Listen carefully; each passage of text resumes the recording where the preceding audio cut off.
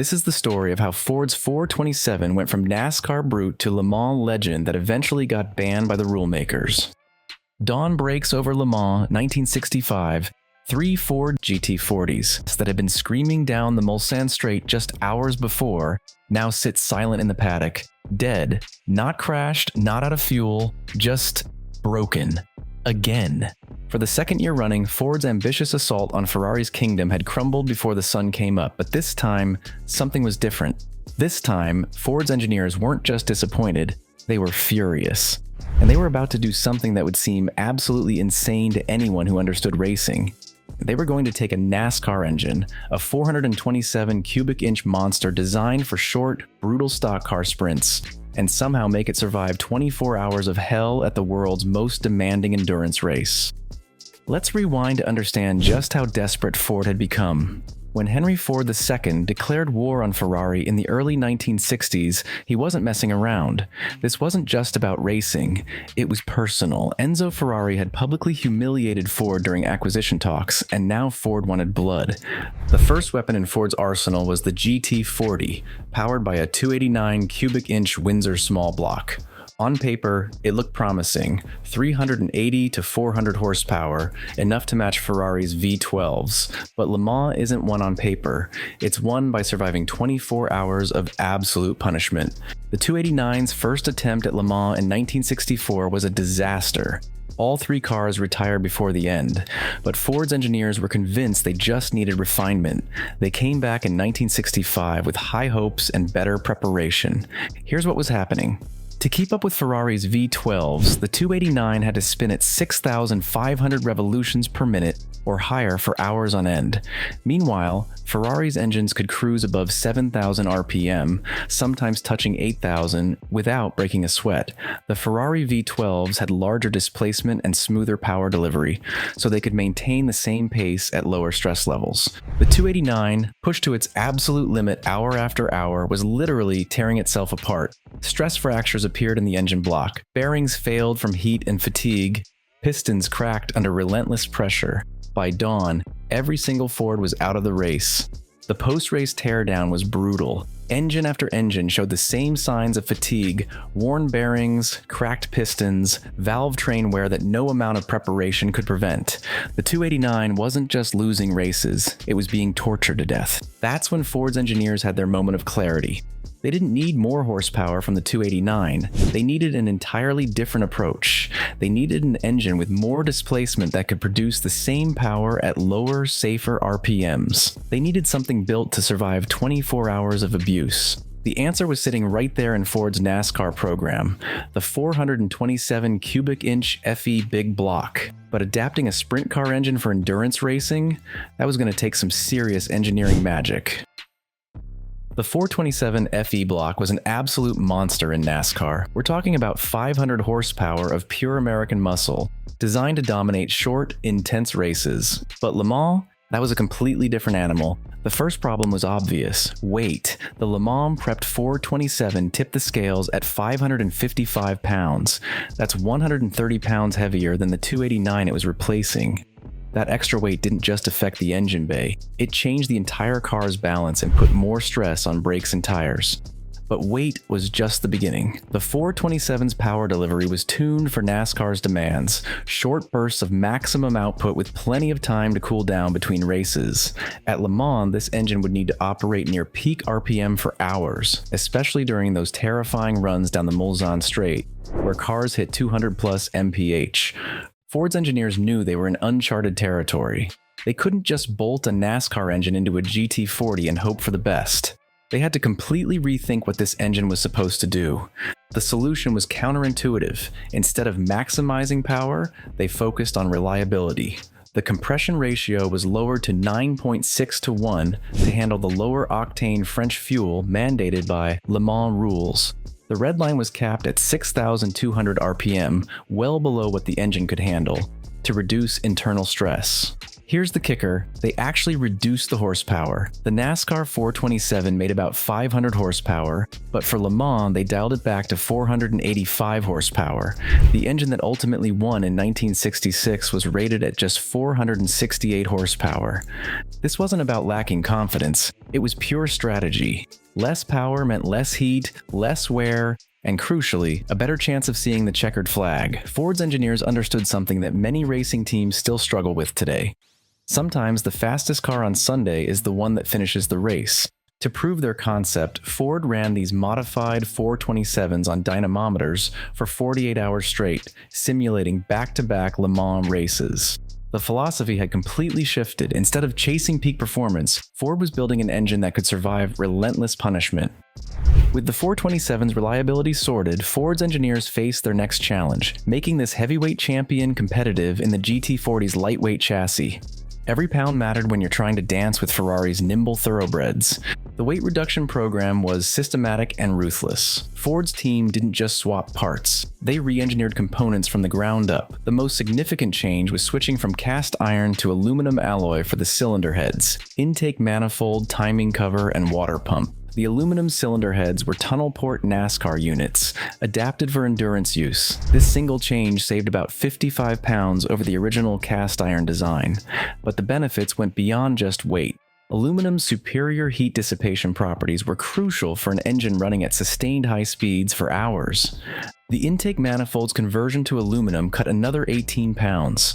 The timing cover and water pump followed suit, each redesigned to maintain strength while shedding mass. But the boldest move was the adoption of a cast magnesium oil pan. Magnesium is notoriously tricky to work with.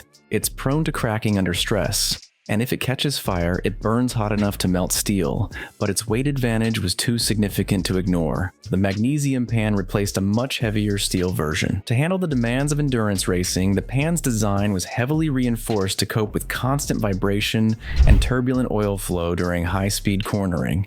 This led to a complete overhaul of the oiling system. Ford implemented a full dry sump setup with multiple scavenge pumps to keep oil moving under all conditions. The external oil tank could be mounted low in the chassis, dropping the car's center of gravity and improving handling. The results were impressive. The final 427 weighed in at 555 pounds, still heavy, but down from the original 685-pound stock configuration. That 130-pound reduction directly translated to improved agility and better tire wear over long stints. If you've ever seen a GT40 with its engine cover removed, you've probably noticed something that looks like pure chaos. A tangle of exhaust pipes that earned the nickname Bundle of Snakes. But this wasn't just Ford's engineers having fun. It was serious performance engineering. The headers were designed so that each pipe from one cylinder bank crossed over to the opposite side, creating this distinctive spaghetti-like appearance. This design, inspired by Formula One crossbank headers, dramatically improved exhaust scavenging. Better scavenging means the spent gases are cleared from the cylinders more efficiently, which helps the engine breathe better and produce more power. But it wasn't just about peak horsepower. The improved scavenging also boosted mid-range torque, which was vital for the varying speeds and long straights at Le Mans. Building this system for a big American V8 and ensuring it could survive 24 hours of heat cycling and vibration was a completely new challenge for Ford's team. The fuel delivery system brought its own problems. The 427 relied on a Holley 780 CFM 4-barrel carburetor, but standard float bowls couldn't handle the punishment of endurance racing. During hard cornering or braking, fuel would slosh away from the jets, causing the engine to run lean at high RPMs, a sure recipe for disaster. Ford's solution was elegantly simple: central pivot float bowls that kept the fuel supply steady regardless of G-forces. This simple change protected the engine from the kind of fuel starvation that could destroy a motor in seconds. Then, there was the fuel itself. Le Mans rules dictated that every competitor use the same batch of common source, low-octane French gasoline. This wasn't the high-octane racing fuel the 427 was designed for. The engine had to be detuned to avoid detonation with conservative camshaft profiles and that 6,200 revolutions per minute red line. Ford's engineers tested every single change through brutal 48-hour dynamometer sessions. They monitored exhaust temperatures, oil pressure, and power output continuously. When prolonged high speeds revealed that exhaust valves were overheating, they reworked the valve seats and improved oil flow to the heads. When the checkered flag fell at Le Mans in 1966, Ford had achieved something that seemed impossible just 2 years earlier. The GT40s didn't just win, they dominated, taking a 1-2-3 finish that sent shockwaves through the racing world. The 427 engine, detuned to 468 horsepower and built for reliability over raw speed, had proved its worth. While Ferrari's high-strung V12s required constant attention and adjustment throughout the race, the 427 side oiler ran reliably with minimal intervention. But this victory was about more than just one race. Ford's methodical, engineering-driven approach forced the entire racing world to reconsider their assumptions. Ferrari's strategy of chasing peak power was suddenly looking outdated compared to Ford's focus on durability and systematic development. Other manufacturers took notice. When Porsche began targeting prototype racing in the following years, their engineers studied Ford's durability-first approach. Ferrari, too, started borrowing cooling and oiling strategies that had proven so effective in the GT40. Ford's Mark IV GT40, powered by the 427, continued its victories by winning its second Le Mans race in 1967. Dan Gurney and AJ Foyt drove their Ford Mark IV to victory at Le Mans, leading from the second hour onward. As of 2025, this remains the only All-American triumph in the race's history, featuring American drivers from Team Shelby American Inc., chassis constructor and engine manufacturer from Ford, and tires from Goodyear. It also stands as the sole victory for a car completely designed and built in the United States, from chassis to engine. The iconic package represented the power of American engineering. Now here's where the story takes a turn. Ford was on top of the world, dominating Le Mans with their big, loud, insanely fast GT40s. So how did everything start falling apart just when they were winning it all? While Ford was crushing the competition on the track, behind the scenes, race officials were getting nervous. The speed, the danger, the sheer aggression of it all. And just like that, the rulebook started to shift, not in Ford's favor. You have to remember the horror of the 1955 Le Mans disaster, where a crash sent debris flying into the crowd and killed dozens, still haunted the racing world. So when they saw cars blasting down the Mulsanne Straight at over 200 miles per hour, with ever more power and barely manageable aerodynamics, alarm bells started ringing. Right after the 1967 race, the Commission Sportive Internationale, which handled regulations for the FIA, decided enough was enough.